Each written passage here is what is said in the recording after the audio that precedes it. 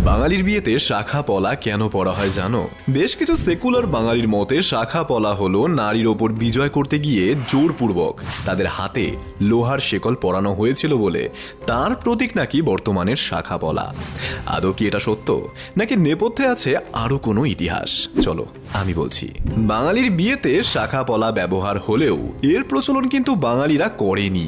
আনুমানিক 2000 বছর আগে তামিলনাড়ুর একটি প্রাচীন রাজধানী কোরকাই ও কায়েলে শঙ্খশিল্পের উদ্ভব ঘটেছিল। হাতির দাঁতের ওপর কারুকার্য থেকে শুরু করে সামুদ্রিক শঙ্খের ওপর ভাস্কর্য এখানে ফুটিয়ে তোলার একটি বিশেষ বিদ্যা তারা রপ্ত করেছিল চোল সাম্রাজ্যের উত্থান থেকে।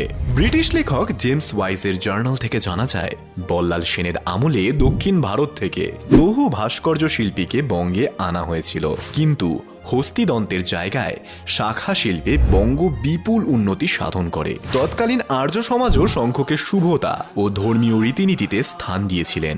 পূজা, বিবাহ ও অন্যান্য মাঙ্গলিক কর্মে অধিবাসের প্রশস্তি পাত্রে যুক্ত হয়েছিল শঙ্খ। এখান থেকে বিবাহের মঙ্গল কার্যে কিভাবে বধূর হাতে শাখা উঠল তার ইতিহাস সম্পূর্ণই ধর্মীয়। এই প্রসঙ্গে একটি পৌরাণিক কাহিনী আছে।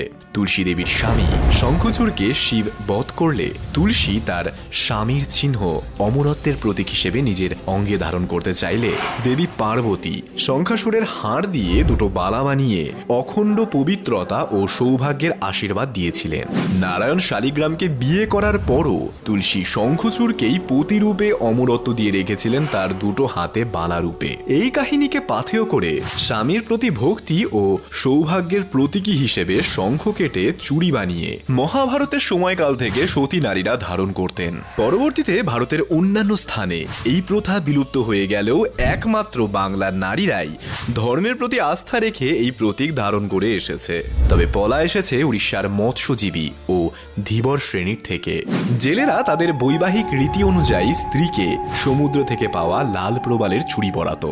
শবর বিবাহে লাল রং শক্তি, প্রেম ও উর্বরতা এবং বিরজা দেবীর আশীর্বাদ হিসেবে ব্যবহার হতো। তৎকালীন বঙ্গে আগত উপকূলীয় জনজাতির এই প্রবাল জায়গা করে নিল লাক্ষা দিয়ে বানানো বর্তমান চুড়ি বা পলার রূপে। তারপর সময়ের সাথে সাথে এই শাখা পলা শুধুই ঐতিহ্য বহন করে চলল বাঙালিয়ানার সাথে তাল মিলিয়ে। কিন্তু বর্তমানে পুরুষতান্ত্রিক শব্দ জুড়ে দিয়ে এই প্রাচীন ভারতীয় ঐতিহ্যগুলোকে নষ্ট করার যে প্রচেষ্টা সর্বত্র চলছে, তাতে আগামীতে বাংলার সকল কৃষ্টি ও সৃষ্টি লুপ্ত হওয়ার সম্মুখীন। তোমরা কি মনে করো, এইসব ঐতিহ্যকে মুছে ফেলাই শ্রেয়, নাকি বাঁচিয়ে রাখা আমাদের দায়বদ্ধতা? এইরকম আরো অজানা তথ্য পেতে আমাকে ফলো করো।